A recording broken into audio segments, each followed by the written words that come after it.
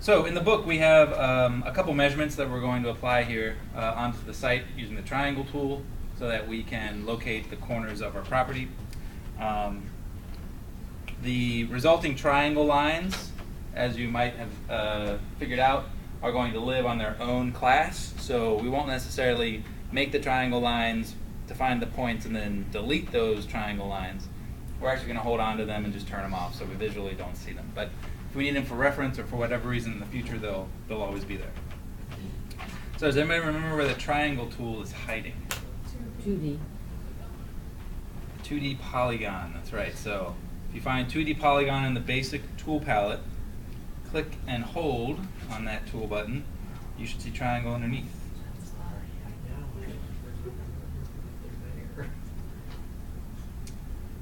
And just as a reference again, once you switch to the triangle tool, it will fall down the list because it's now a T instead of a 2. I only got one. Okay, so is everyone in the triangle tool and have the survey triangulation lines class active? Great. Okay, we're going to use the 3-side mode, which is the best for our purposes up here in the palette.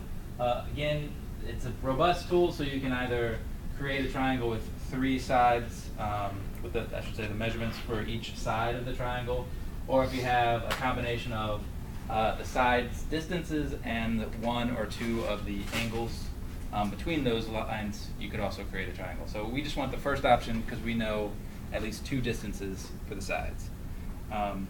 Let's see here. Let me make sure we start with the book correctly.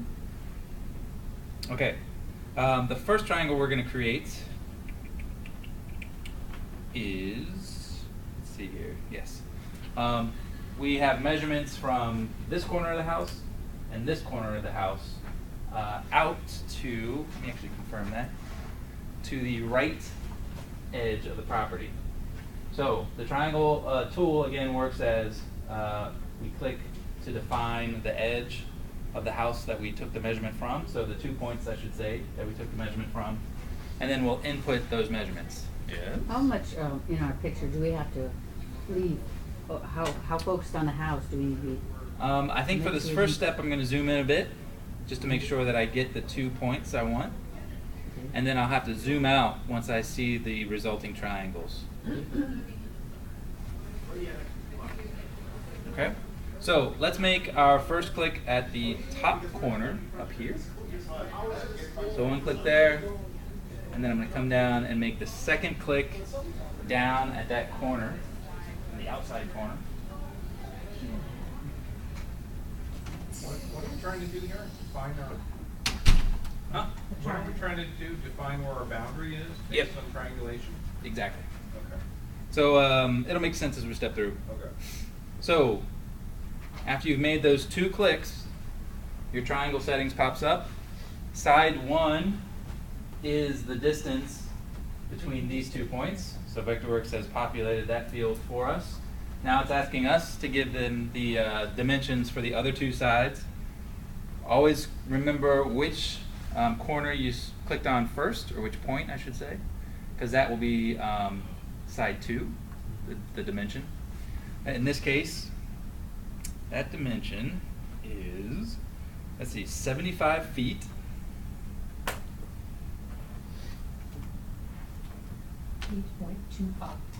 .375.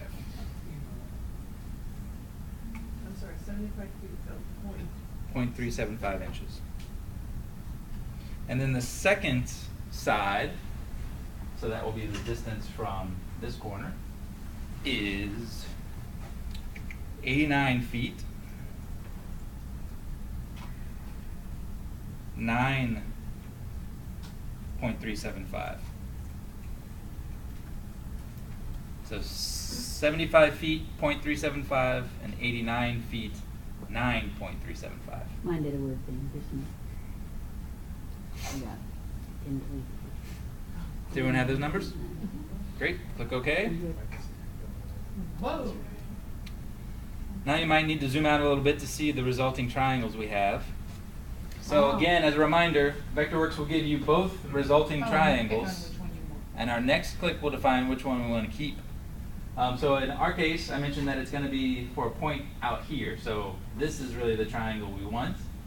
You'll see this little arrow sort of on the wall between the two triangles. How do we know that's the one we want? Because I told you. Oh. I don't know anything. And then, so go ahead and click on the right side to select the correct triangle, and then we have the resulting triangle. So now we know at least where one corner of our property is. That's up here at the end, or the point of that triangle. You'll also see, I'll just point out real quick, that the lines are dashed, because these are construction lines. So you'll see we have tape lines, triangulation lines, and levels. All of those are construction temporary lines, so they'll be dashed. And again, all of that graphic information is instilled in the settings within the class. So now let's do our second triangle, and it will give us a point out here for the other corner. Let's see here. Triangle. So this one, we have measurements. Not the most logical places for these measurements, but one measurement from this corner, and then another measurement for this or from this corner. And we'll start with the click here, and our second click will be here. So again, make sure you're in the triangle tool. Make your first click on this corner. And then move over and down and make your second click on the outside corner to the right.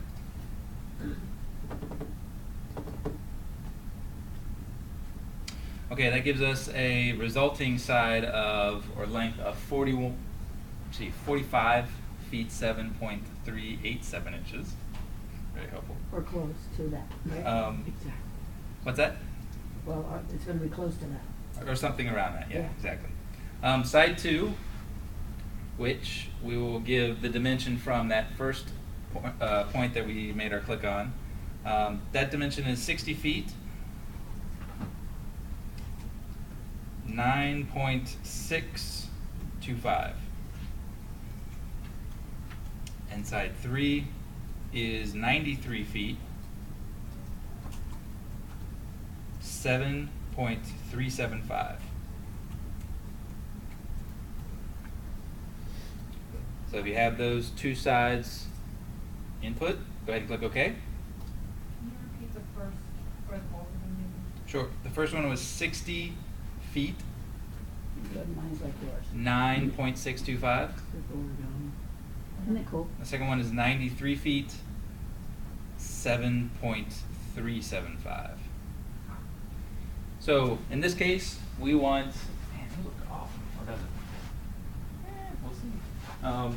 We want this rectangle. So go ahead and move your mouse to this side and make your click.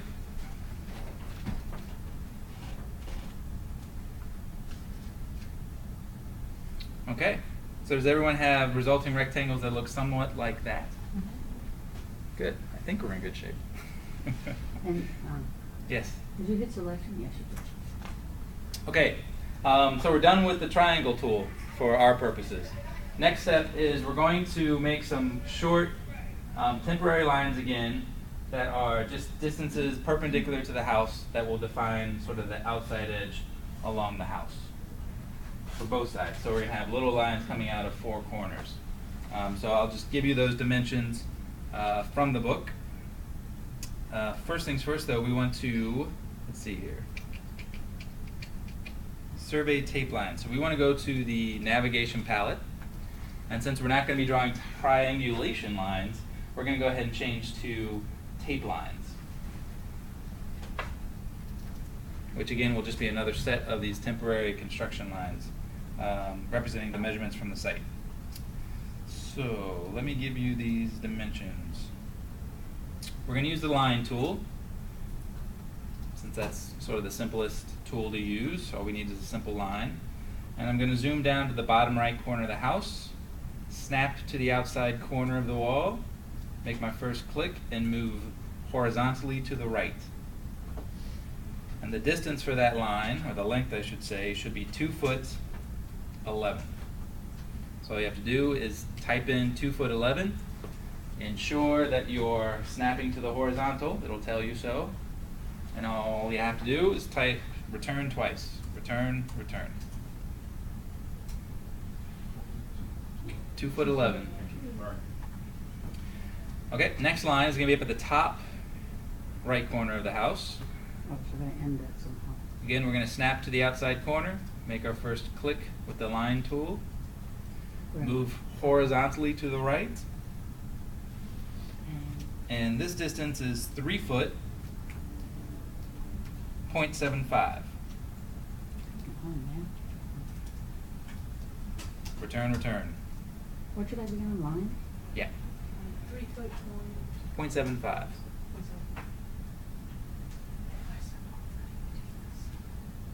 And I should be going horizontal? Correct. All right, bottom left corner. Click on the bottom outside corner. Move to the left now horizontally, and this will be a distance of 3 foot 3.375. Return, return. 3 foot, 3 foot 3.375. A lot of threes in that one. 3.375. And then the last one we'll do is up at the top left corner. We're going to go horizontally to the left, and it's going to be the same distance. So 3 foot 3.375. Or you could just, close the line up, you could just do that. You could copy that line. You could do all kinds of good stuff with that line if you wanted to. You could mirror that line, now that we know how to mirror. But we're not going to. So go ahead and hit return, return. And now we have somewhat cleanly represented all of our field measurements to help define where the perimeter fence for this property lands. Okay, so now we're just going to draw the fence. Fence? A fence. Okay. So first things, we're going to make sure we're in the right or proper class. So for that, there is a survey boundary fence class we want to be in. So it's survey boundary fence. You can expand and collapse subclasses. You can. Do we want that? We want the survey ones expanded right now for sure, since that's what we're working in. But a lot of times I like to close them up because otherwise you just get a really long list of stuff you have to scroll through every So time. just hit OK and go on? I have one of those boxes and it keeps telling me, did you know this? Oh, just click OK.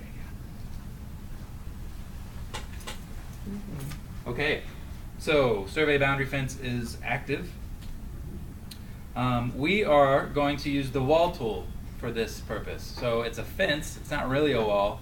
So we're just going to kind of hack that tool and make it look like a board fence essentially for our site. So let's start by going to the building shell set of tools in the tool sets window. And then when you get into that set of tools, go ahead and go to the wall tool. I don't have a fence. Is it really there?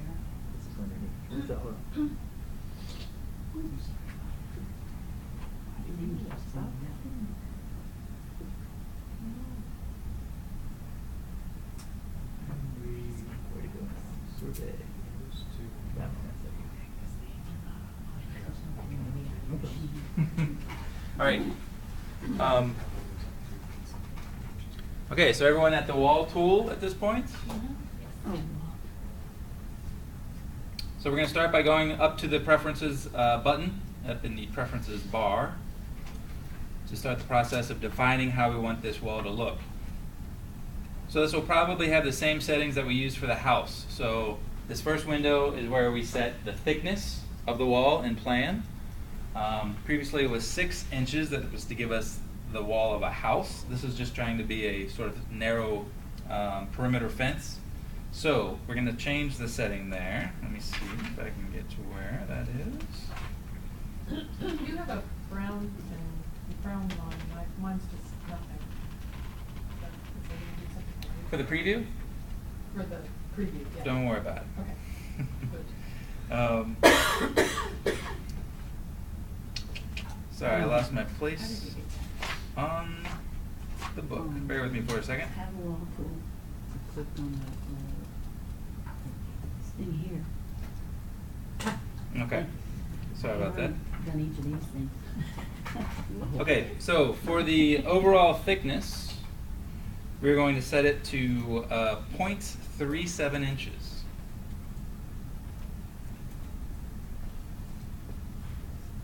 You can put 375 if you wish. Okay, and then we need to set a height, and that is under Insertion Options, which is the second tab along the top.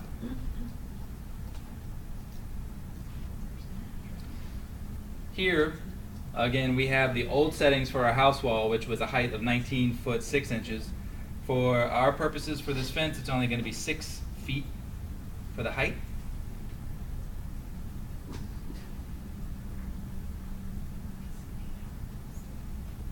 And we're not going to mess with any of the other pieces at this time, except class. Go ahead and set class to active class. Okay, since we're drawing this in the boundary fence class, it will now grab all of the texture from that class rather than the building wall or whatever was set up before. Okay, I think we can click OK at this point. So, again, the tool, the wall tool, works just like the polyline tool, but in this case we really don't have to type in any distances because we've got each point defined for us through these construction lines or these temporary tape lines. So we're going to start on the left side, and we're going to work our way around, going point by point by point. Let me make sure we have the correct setting up here in the preferences. We want to, actually, to follow the book, right now we're in the left control line mode. That's the button on the left. We want to go to the right control line mode. So I'm going to select that one. My guess is, or the implication at least is, to follow the book, we're going to start here and go across. So by selecting that option, it's telling me that the dimensions were taken on the inside of the wall. Not that makes a big difference for this, but still, that's my guess. 0.3. Yeah. Okay, so if you have the right control line selected, let's go ahead and draw in our fence. Just going to snap to the end of that first tape line at the bottom, make my first click, move up to the next tape line at the top left corner, make my second click, and then I'm going to zoom out and zoom back in up towards that top corner from the triangulation measurements that we have. Make my third click. I'm going to go over, click on the other end of the triangulation measurements, come back down to the top right corner and snap to the edge of that line. And then lastly, I'm going to come down to the last tape line. I'm going to double click so that it closes out the tool. Double click. And what you should then have is that will select the walls you've just created and should tell you that you have 5 walls. Why do you think it says 5 walls instead of just 3 walls? There's just one in the middle. Right, so we changed the alignment even slightly. So anywhere where we click, that's one wall. When we clicked here and here, that's another wall. Clicked here, that's a wall. And we select it. Okay? So go ahead and jump into 3D and render that up and take a look at what we've got.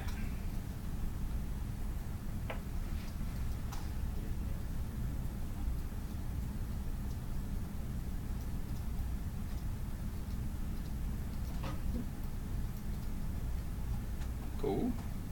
Wow, it's a horizontal port fence. Come on, baby. Oh, render it up. That's a good idea.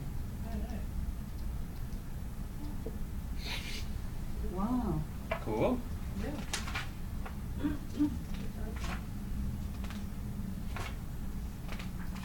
Okay. Say that again? Let's type it a lot.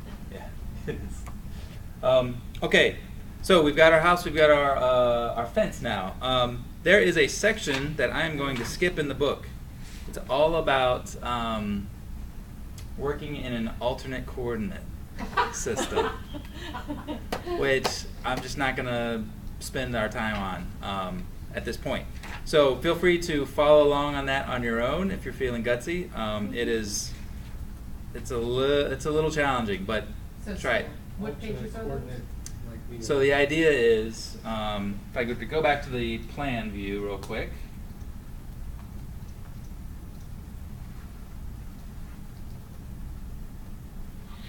Let's say the house is nice and straight, horizontal and perpendicular with our coordinates of x and y. But let's say I took a series of measurements along this line on the site. You can temporarily change the rotation, the visual rotation really, of the whole drawing board so that this line becomes either perpendicular or horizontal or vertical. And then it allows you to change it back to this alignment or orientation very quickly. So that's nice and all, but that's a little ahead of us. I kind of want to continue building our little 3D world here. So, but it is in the book. What I'm not going to skip over, though, it's kind of an odd location for it, but they do talk about how you set up sort of the universal, I guess you'd call it like the sunlight effects or impact on the site. Ooh. So you can essentially tell Vectorworks that it is this day, it is in this location on the world, this time of year, Wow. and it will create the resulting shadows from that. So let's step through that What page does that start on? real quick. That will be 89. Thank you for that. We know each time I need it.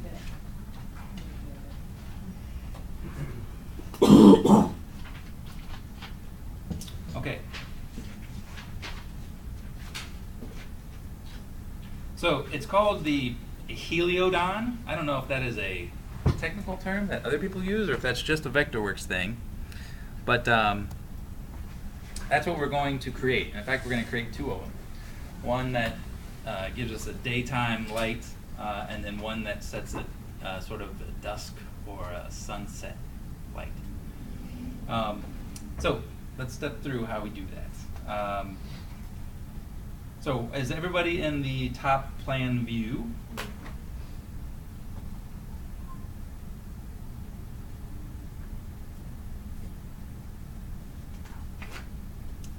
Okay, if we're all there, let's go to the navigation palette and get into the correct class. For this, it will be a lighting class. So look for the lighting classes. And it'll be lighting, source, and the first one will be daylight. So go ahead and double click on daylight under lighting source. Double click there. Yes, to make it active. Then we're going to go down to the tool sets down in the bottom left corner. And we're going to click on one of these, a new button down here, and that's the light bulb. It's called visualization. Wait, where are you? Yep, down here in the Oh, tool down. sets. And look for the heliodon setting, or tool. Looks like a little house with a sun next to it. Once you've selected that tool, go ahead and go right up to the Tool Preferences button, up along the Preferences bar there. And we'll get this window. Is everybody there? Cool, cool. Daytime, this is just standard lighting formatting stuff. 12 hours, good for us. Colon's great for us. 2D graphic, just to the right of that, it's really just picking what color you want this symbol to look like. This will sit on your plan, and you can keep it there if you wish. It can act as your north arrow. It could, I don't really care for it. I usually turn it off. But regardless, you could pick a different color for it. I'm just going to stick with this gray by default. We know that where you are on the Earth affects how the sun impacts your location. So the sunlight in DC is a lot different than the sunlight in Georgia Sweden? or Sweden, perhaps. So it's good to set your region. For us, that's USA, and it's Washington, DC. They have a Washington, DC. That's Washington. We Which Washington do you think that Is is? it a This is the district of cities, right? Columbia? That must be us. Must be us. Okay, if we wanted to tweak our longitude and latitude even further, you could, but we don't. Okay, so that's the first set. We can go ahead and click OK now. And now we're going to just go ahead and place this this symbol essentially, and we're going to do it sort of in the bottom left corner as they do it in the book. All you have to do is double click, and it will place the symbol down there. Now we want to go to the selection tool. So go ahead and either hit the X key or click the selection tool in the basic tool palette. Make sure that that second option is clicked when you're in the selection tool. And you'll find that when you select the symbol, you get one blue grip, and that's for the text. So you can actually locate that text wherever you wish. If you just click on that blue grip once, and then move your mouse to where you want the text to live, it will follow.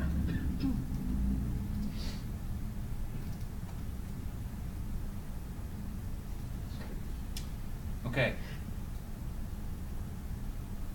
So at this point, with your symbol still selected, we're going to go over to the Object Info palette and look at some of the settings there.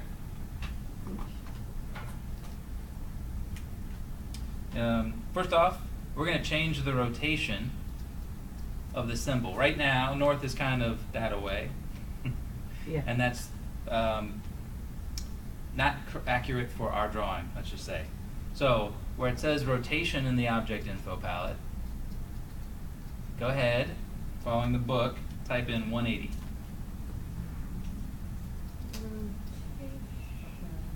Rotation in the Object Info palette. Okay, sorry. Hold on. Do what? 180? Mm-hmm. Oh, mine said minus 180. It doesn't matter. It's all the same. Yeah. Yeah. We're going to say that it is, we are observing daylight savings at this time, so we're going to click next to daylight savings. Where is that? Is it lower? It's just a little bit further down from rotation. Yeah, cool.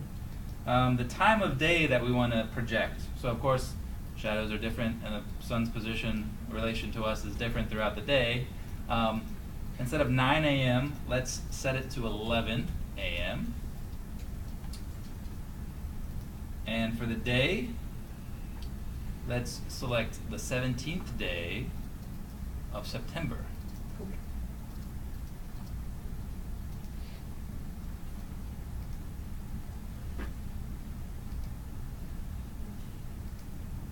Okay, so we've set the time up, we've set the orientation of the site, and we've set daylight savings, all important. So at this point, we have a pretty good representation of where the sun may be and how it would impact our site on that particular day of the year in DC. Let's go ahead and jump into Can I ask 3D. just a quick silly question? Absolutely. When I click on that little blue thing to move the text, it moves the whole thing. Are you in the second button up at the top left corner? This guy? Uh-huh.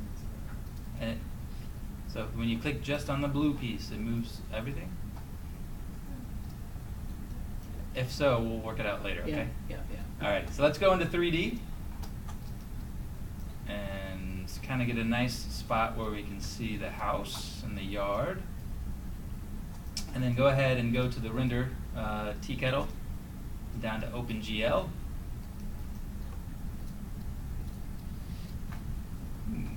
I'm not seeing much shadow here at all. Go. Ooh. Yep, don't see it. There we go. Okay, let me see something. It's cloudy. Yeah, it must be a cloudy day. Well, the sides are sort of dark. It's on the back side. So, yeah. So, Yeah. What we're seeing right now is sort of the limitation of OpenGL. Sometimes it will render the shadows, and inexplicably, or at least I haven't figured out why. Sometimes it doesn't.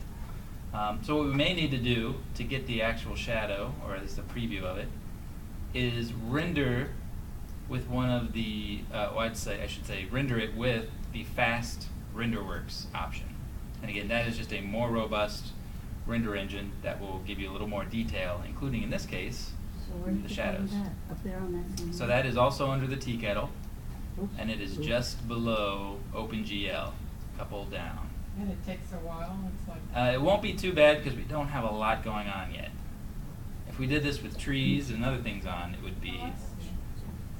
I'm not having any shadows. Oh, there they are. How did you They get- just showed up. Yeah, They you have took to give it a while. second or two. Turn it around that way. You've got it this Okay. way. So it's not super Ooh, compelling at you this can. point, but once we actually get a few more items in there and have a floor for the garden and everything, you'll start to see those shadows have a bigger visual impact. But again, the nice part of this is that it's actually based on some reality and not just, you know, throwing shadows on there. So if you wanted to do shadow studies for your client, you could do them with this. I always put the caveat that shadow studies are, you know, simply studies and they are not 100% accurate, but they should be able to give you a sense of the shadow you should be getting on site. I have a client that has solar panels. Yeah? It's really So that would be helpful. very helpful. Yeah. Oh, yeah. Just don't put any big trees in front of them. Right. All right, so that is the Heliodon. Again, that is the tool that will set up or allow you to set up the solar impact for your site. And that will work in just Landmark. You don't need Renderworks. That's a separate program for that, right? Or do you? I wasn't really I too am big for that. pretty sure that should work in Landmark, and just straight Landmark, is my guess. It should. Yeah, because I thought, oh, this would be really cool, and I checked, and it was like thousands of dollars. Yeah, Really- yeah. Oh, man. Yeah. It's like For buying Renderworks, another whole- right, on top of it. Okay. Let's see here. It'd be interesting to see if you have these options, these render options, the Renderworks options, in your version. I mean, a couple of things I've tried, Uh-huh. and it's like I go through the whole process, and then it pops up this thing. You need Renderworks to do such and such. Contact us to buy Renderworks. Yeah, Yeah. pretty Is that much. what Wouldn't it be credit nice to card? have Renderworks? To render this, please enter your credit card number. One of those little apps. Okay, let's see here. So there's a couple paths we could go here. We got maybe 20 minutes. Does anybody feel really strongly about learning about the existing tree tool or tools that comes with Vectorworks? It works similar to our proposed tree symbols, where you can define a symbol and link it to a particular species of tree, and then you could create a very robust existing tree survey for your sites, and you could have it do things like critical root zones and all that fun stuff, at least in a very basic level. Or we could just keep building on the proposed 3D. No, trees. Okay, I'll Oh, cover that That's just me. real I'm quick. sorry. No, it's a good tool to have, and just note that it's what I'll do. I'll do it briefly, but that it goes more in depth in the book on that particular topic. What is its page? And that page is, where did you start? That is page 91. Thank you. 91. Real quick. The book does cover setting up 2 different lighting conditions on a site. And the way they do it is simply by copying I keep wanting to say it right. Heliodon that we've already created. So now we have 2 heliodons. And if you select one of them, the first step is to change its class. So you just made a copy? So I just made a simple copy. You can either do a Control-C and a Control-V, or you can click and drag while holding the Option key down, and then drop it to the side. Oh, it didn't work. Do it again. You get the Option key down the whole time. The what key? Option. So don't sweat it if you don't have it going. I'm just going to keep going though. For the new one, I'm going to set it, instead of the class of light source daylight, I'm going to go to light or lighting source evening light. Okay, wait a minute. Yeah. And again, this is all in the book. Let me see here real quick. Where do I find evening light? It's on the, class, It's right under under source, below daylight. Oh, I'm sorry, I'm in the wrong place. Thank you. So go ahead and just take a look at the screen if you're not up to speed on this one. It's fine. You can do it at home. Thanks. But just to show you one thing, so I've changed it now to the lighting source evening light, and I'm just going to make the change in the times. It's going to be the same day. It's going to be same location. But if you simply type in, what's the phrase they've got here? 11 p.m.? Sunset in the time. So instead of actually putting a time in the object info, you type in sunset, hit tab, and Vectorworks will figure out what the sunset time is for that day, Oh, come on. and Wow. will input it for you. Where was sunset? So again, it's on the in the info object info palette. For the time, instead of putting a time in, you could just say sunset. Oh. I'm assuming you could do sunrise as well. Okay. Very good. Okay. Then, yeah. I should just note real quick, after you start setting up these heliodons, there is yet another palette that we can open up to allow you to manipulate, mainly turn them on and off.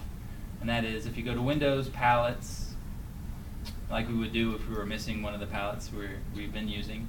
But now we want to go down and actually turn on Visualization. Yet another palette to clutter this window with. Here we have the light bulb on the top. That shows you your heliodons. The little camera to the right of that light bulb is where we would save our sort of camera views that we'll create after building our 3D environment. So we'll be using that in the coming weeks. But for now, that's where your sun lives.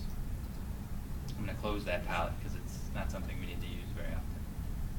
So in this case, I mean, whoever set this up has just arbitrarily picked a daytime and an evening, but you Right. could do like. Totally. So if 4 we wanted to different do, morning, noon, evening, different times of the year, different times of day. And then you could do that and set up little viewports on your sheet and have, a series of, this is what it would be in the summer, this is what it would be in the winter, kind of thing. All right. So real quick, I'm just going to show you a peek into the existing existing trees tool that comes with Vectorworks. First off, let's make sure we're in the navigation or in the proper class if we end up setting some trees. So this particular file has the existing trees, a pretty robust selection, I should say, of classes. Mainly they have like one for removals, for retain, for one that have significance, and then also I guess there's some 3D items here as well for the symbols that they create. But for our purposes, just for this little exercise, we're going to choose existing tree retain.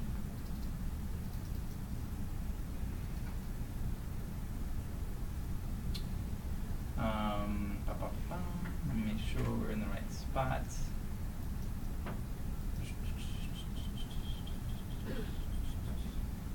Okay. So there is now an existing tree tool that's down in the tool sets. It's in the site planning set of tools. So that's the little square with little green, I guess, canopy trees on there. This is the same area where we have the plant tool and the landscape area tool that we've used before. But now we're going to scroll down. Okay, where'd that existing tree? Oh, I guess we're not going to scroll down. It's right there. It's the third one on the list.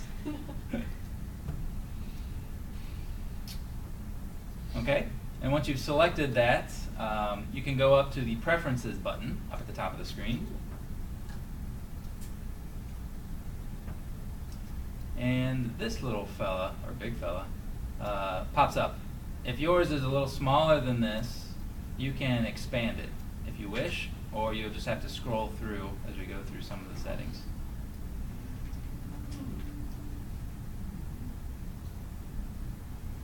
Okay, is everybody there? Great. Let me see, maybe this has changed a little bit too from 2016. Did anybody see a get species data? Yeah. It's right at the top of that botanical name. You don't seem to have. I don't seem to Yours have is it. missing. That's what? That's Yeah, yours is weird. different. That's weird.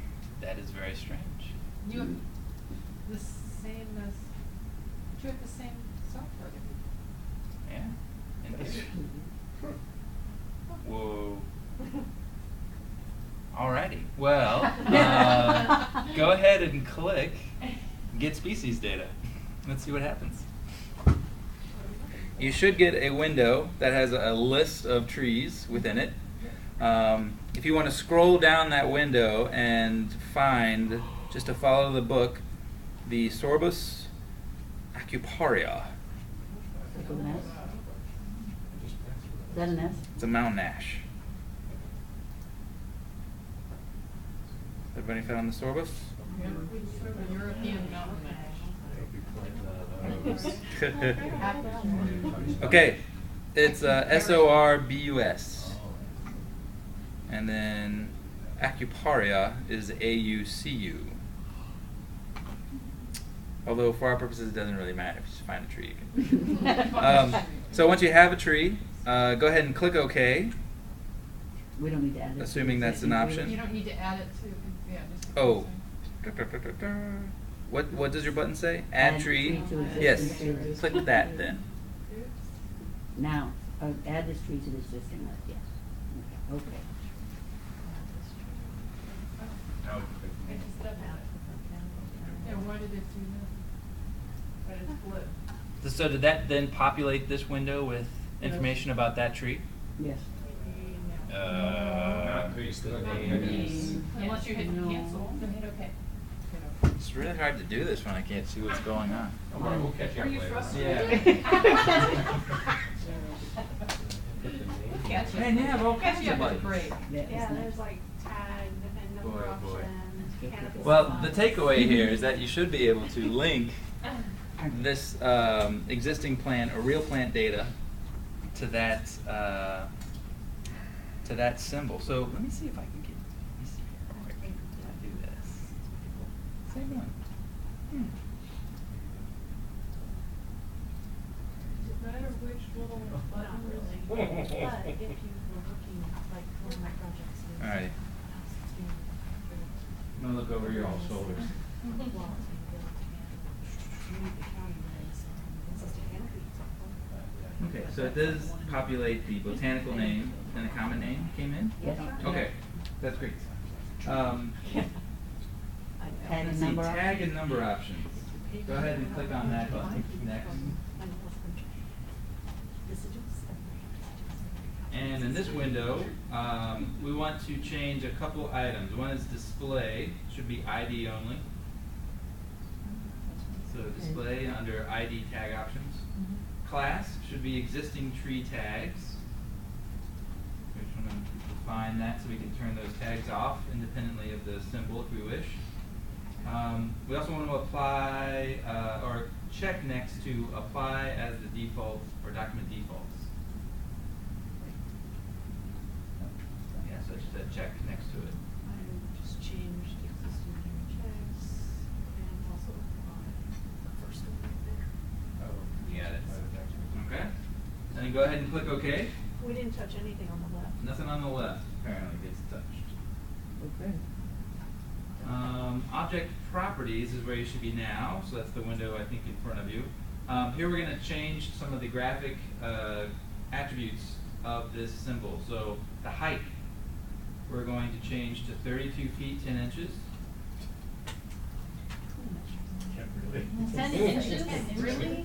Yeah. 10 inches. Gotta get- 32 gotta feet get, is uh, it's a very precise defined. tree and then So- it dies so- immediately Yeah. after the The canopy, max diameter should be 23 feet. 10 inches? Just 23 feet. 1.75. Make a check next to use canopy minimum diameter. And for the minimum diameter, I don't set see it that. to 16 feet, So use canopy. 5 inches. Oh, my. Can you back up a second? What did you say? Also use canopy minimum diameter? Yes, go ahead and check next to that. Oh, And so then set First the- branch height must be 16 at feet 3 is fine. foot You're- 6 inches? 6.3. So what 5. that's doing is setting up a more informal or oblong sized canopy rather than just a perfect circle. So we then have some options here to define the condition of the tree, which is really important for our existing tree inventory. For this particular poor tree, we're going to set the condition to poor. Yeah, I know. It's okay, it's a European one The life expectancy, the SULE, SUL, is Sool. Oh yeah, the sool. Those Is- who know say the sool. is removal. So we're gonna actually get rid of it. So it's so bad we are gonna remove it. Wait, that's under sool? Yes, so that should be an option under It is. the pull down. Oh, I see it now, okay. We can set the significance for this tree. So when you take a look at that menu, Most significant. Not obviously very Hazardous. significant. this has a hazardous Ooh. significance. That's why it is significant. And then our action comments should be removed or help. Yeah, no kidding. Oh, remove. Ooh.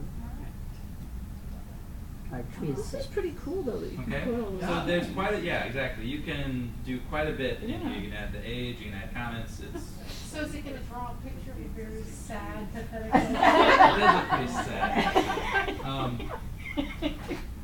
So the real, I mean, I think the real power in this tool is, especially if you have a larger site and you have a lot of trees that you are taking inventory of. Like if those of you remember, like site analysis, if we Yeah. had this for either it was Windmill Hill Park or probably Meridian Hill for a lot of you. This could be really powerful, and what Vectorworks will do after you input all of this information, like it does with proposed trees and shrubs, that will give you a list, and it'll give you something to work Right. off of. So it summarizes it all for you. That's very nice. So, very powerful. Okay, so let's continue on real quick. The next item is to click on 2D properties. That's towards the bottom. Which property? 2D. 2D? And for this one, you want to change, or you want to make a check next to use 2D component symbols. So that's at the top. And then you can, if you wish, you could change the symbol for trees to remain, trees to remove, and the tree trunk portion of the tree symbol. So, you know, here's where you would set the default, general default. So if you wanted to have your trees to remain look one way, and your trees to be removed or in decline, or however you want to classify it, could have a different graphic symbol. So, for us, some of the other settings we want to hit, next to tree retain, choose a symbol that you like. Could be a green one, could be any of those. Doesn't really matter right now, so we'll keep going. The tree removal, you could choose a different symbol that varies from the ones to remain. And then you want to make sure that it's where it says apply properties.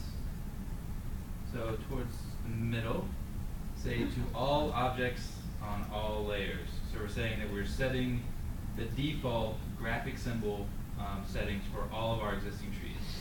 So if they're going to remain, they will all look like that remain symbol. If they're going to be removed, they will all look like that remove symbol. Let's see. Also, there is also apply as document defaults. Check that as well. And then uncheck where it says 2D symbol components. And use significant colors should be checked. So that's good. think we're good on those other ones. Oh, Okay. use it. Oh. Wait, so we're. Should be checked. We're Should be checked. unchecking these 2D now, even though we have just checked it. We were using 2D components symbol Oh, at the there's top. one at the top and then there's one at the bottom. You see Yeah, it? I'm not sure what that is, to be honest. Oh, I see. If that is two different sets, I'm not sure. Okay, so where we can set the class for, for which part, huh? Existing trees. Root zone attributes. Name. Did you say class view? Oh yeah. So under use significant colors, there's a class option. Oh, right. Choose exist tree significance. So it should be right under none, towards the top of that list.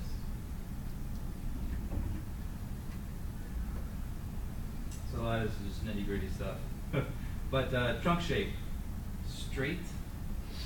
Actually, we're there yet? No, hold on, we're in 3D, sorry.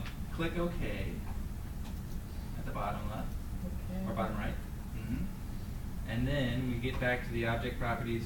Here you can now click on the 3D properties button, and you'll see that we have options here for the tree and how it appears.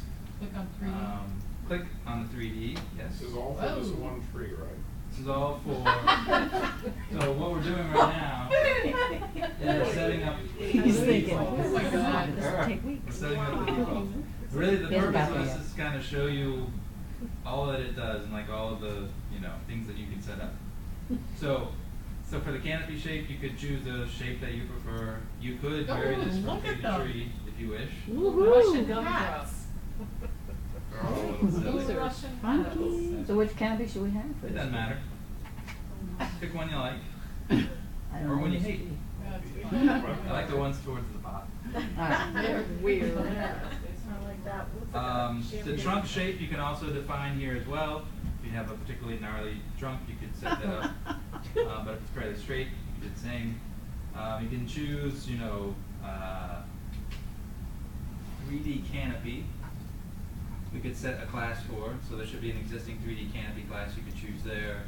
Same with trunk, there should be an existing 3D trunk. Right there. And then applied, Textures to class. well, actually that is not supposed to be checked right now. But apply properties, you could now choose if you want this particular 3D quality to be applied to all of the existing trees or just to this one that we've defined. Oh. Which you can make that call right now if you wish. Doesn't matter. Okay. Okay, so then you can click OK.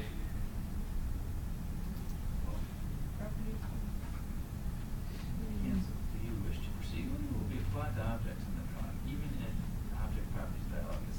That's okay. Yes. Okay, so that's just a little peek in all of the pieces that you could set up for your existing trees. Is this Oh, the? sorry, I didn't mean to hit, okay. You did it. I didn't mean to hit, Sorry. okay. We don't hit okay? Okay. I did. No, we're good.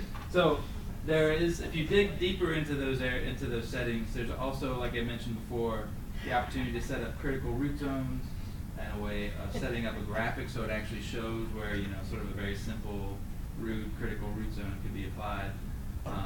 And then again, a lot of great stuff for an existing tree survey that can be very helpful. So yeah, go ahead and place it on your map, and you'll see how kind of silly those symbols can look. After you've placed it, you can go into 3D, render it up, and take a look at what we have. They look particularly silly on their own. You put it in a couple places? But if you have a sort of a field of those, and again, it's a very much of a working document, then it could be useful.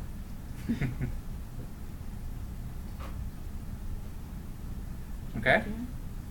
So that is the existing tree tool. They're very cute. Again, I've never used this on like a straight, landscape design plan like that. I've never had something to the scale where it's been like, oh, I should do a full-on tree inventory. and go this route. I mean, you do very simple stuff, but I could see a real use for it, particularly for larger, more complex sites with a lot of trees in various And then it will conditions. do with your heliodon, I mean, if it wasn't a poor tree, Mm-hmm. which by the way, it doesn't show that it's poor. Mine was lovely. Perfectly Oh, fine, render. it's very I healthy keep it. and. Yeah, fine, I know. you wouldn't cut it down. But it would be nice to be able to do with it. I guess the shadows are in it. That's really neat. The shadows are in it, like it will Yeah. still cast a shadow, right? Yeah, big. Maybe not. Yeah. No, I guess it's not casting a shadow. So, Mm-mm. That's probably a setting somewhere. It takes a minute though, maybe Yeah. it'll take a minute to get it, Okay, remember? so we should wrap it up at this point. Any questions about our work this evening? This week, by all means, go back and shucks, we're at a point like even starting from scratch at that first file by drawing the house again, laying the floor, placing doors and windows. Get creative, place a lot of windows and a few more doors in your house, and then setting up the boundary using the field measurements that are in the book would all be very good practice for this week. Next week we are going to be drawing out the rough forms of the future garden. So this will start working through the proposed elements. That will include site walls, a pool, planting beds, paths, all those good things. So we'll jump into that. could we print out before? All of it. Why would you want to print out pages for this? He can't answer that. So we'll be starting page 99. It's called Well, maybe Setting I'll Out just a do it on Design. my iPad. Yeah, actually that's not a There bad you idea. go. Not a bad idea. If I- Okay. So we just push So save, if we wanted keep to it all? do Save it up. another file of, say, a client site we're working on, can we start with this survey, because it's got all those classes loaded? Totally, yeah. And just name Oh, some yeah. So things in there, right? similar to what, like what we did way back when for you, but is just save this file, save it as your own, put your name on it, put your client's name on it, whatever you want to do, and then just delete everything that's in there. None of the classes will go away; they'll all still be there by default. In my opinion, there's still a lot of classes in there, most of which we'll probably never use. So it's one of those things you'll feel out on your own, like what types of classes you want and you use and all that. But it's not a bad place to start. And you can always right-click and delete a class that you'll never use. Could you show me how to separate this title from the heliodon thing? Sure will, yeah. Okay, go ahead and save up then. Make sure that the file that you have right now is saved and on your jump drive. Also, if you haven't already, you could pull down the files again that were up on Dropbox. Make sure those are on your jump drive as well, because we'll be using those next week. And that's about it. Great.